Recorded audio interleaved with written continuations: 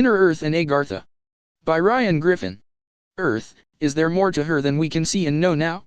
For thousands of years ancient man has told strange stories of encounters with mysterious people from inside the earth. Many cultures have written in oral histories of being guided or having meetings with these beings from inside the earth, and not all of them look human either. The Hopi tribe has legends of being guided to safe subterranean cities during the end of what they called the third cycle by the ant people. Even in modern-day society there is rumors of Navy admirals having encounters with beings from deep within the earth. These underground beings have networks of cities and whole breakaway civilizations living underground.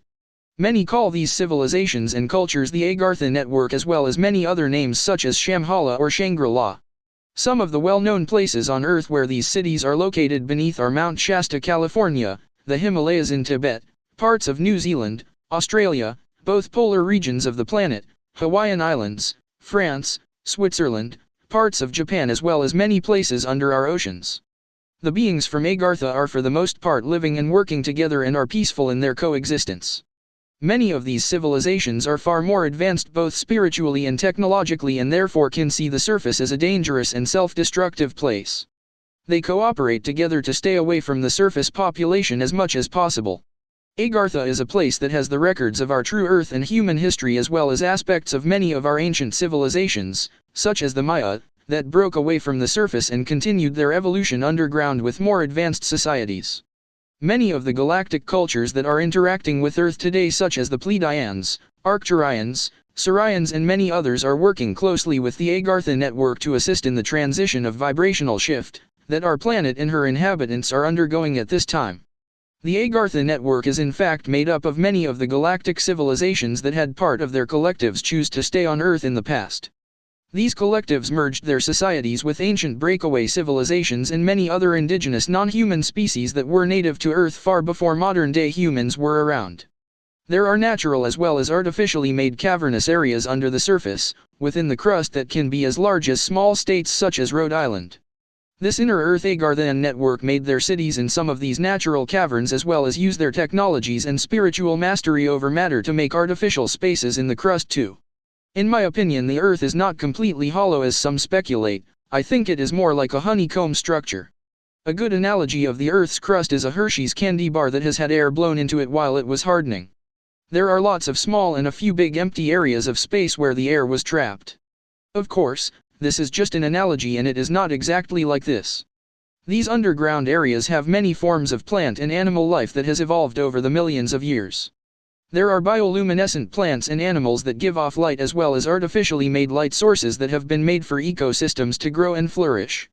There are light sources that are powered using zero-point energy and light sources that use the geothermal energies of the planet. The underground world is as full of life and diversity as the surface of the planet, and these ecosystems are a big part of the Agarthan life. The cities of Agartha are huge and beautiful beyond imagination. Most of their structures are made of crystalline materials as well as other materials that are not yet known to the surface population. These civilizations are so advanced that they can manipulate physics and matter to build structures and cities that are only dreams to us now on the surface of the planet. Their living quarters and building are mostly round, but there are other forms as well.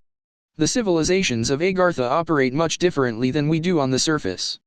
They are in balance with Mother Earth and respect her sacred lands and nature and live in harmony with the plants and animals. They do not pollute the lands, and they have many technologies to deal with waste and sustain clean energy for their cities. The Agartha network has many different species of beings that are part of the society. Some of these beings are what's known as mantid beings, reptilian beings, Sasquatch beings, and many other forms of humanoid beings. There are also creatures that we today consider mythological beings such as unicorns, merpeople, fairies, and gnomes. All these different species of beings work together in harmony and have the common goal of one day making this entire planet a safe haven and living library for the rest of the galaxy. One of the cities I would like to focus on as a representation of Agartha is the city of Telos, which is located under and in present-day Mount Shasta, California. This civilization is a very highly spiritually and technologically evolved civilization that lives on a higher vibrational plane than we do on the surface. They are a fifth-dimensional civilization, so they are not perceptible to us in a way that we can see them physically yet. Their reality is just as physical to them as ours is to us, but since they are vibrating higher than we do, we cannot perceive them unless we raise our vibration to that level of density. Telos is what is left of the ancient Lemurian civilization. When the elders of Lemuria learned of the demise of their civilization, they migrated sacred objects and temples of their culture into the mountain of Shasta. The inhabitants of this great city of light are human-looking beings that range from 7 to 8 feet tall. They are slender with long hair and usually white clothing.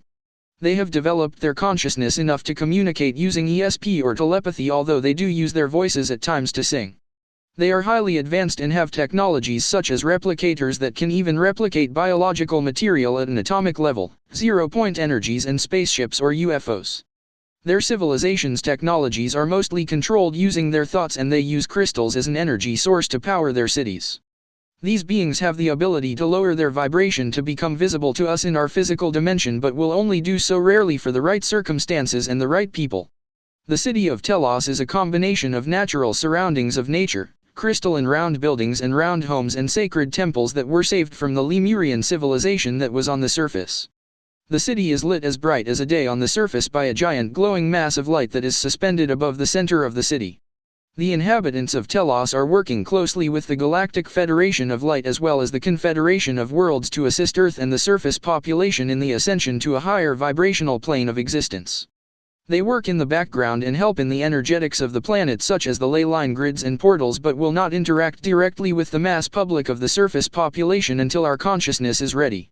The Agarthans in the past had interacted with the civilization of Atlantis and gave them crystal technologies that ended up being greatly abused.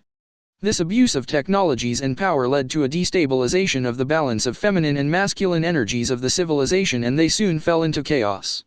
The Atlanteans used the power of the technologies to enslave and conquer other indigenous races on the planet.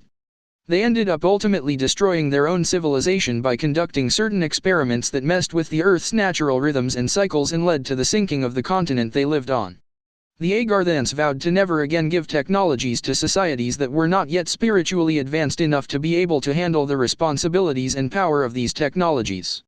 Even today there are factions of the Agartha network that are reluctant to help our surface societies because of the self-destructive traits we still have today. On a side note, I believe we are at this time in the process of transitioning past these self-destructive and violent behaviors to a society based on acceptance, peace, and love. The Agarthans ultimately do see the surface population of humanity for what it is, divine beings of source that are love at their core, and the Agarthans are working continuously to broker a negotiation with the galactic councils and certain factions of the surface Earth governments to bring about the disclosure of their existence and the introduction of certain lower-level technologies to start out with to improve the quality of our surface societies. Our governments of the surface have known of the existence of these civilizations for quite a while now, at least since World War II, and possibly much earlier than that through ancient sacred texts of past civilizations and excavations of ancient sacred sites. The governments in the past have refused to work with them for the betterment of our human existence. The governments have made progress in this area and are working out deals with the Agarthans now to bring about a better way of life for the surface. One instance in recent times of our surface government interacting with the Agarthans is the case of Admiral Richard E. Byrd. Admiral Byrd was a polar explorer and expedition leader for the U.S. Navy. Admiral Byrd wrote in his now classified diary about an encounter he had on February 19, 1947 with beings from the inner Earth. These beings referred to themselves as the Aryan E. This occurred while he was flying in his plane over the North Polar region. He was suddenly escorted to a city of theirs where he sat down and had a meeting with one of the elders of this race of beings. These beings were concerned for the planet and said they have never interfered in our wars before, but with the introduction of atomic bombs they had to step in for the sake of the planet and for many other forms of life.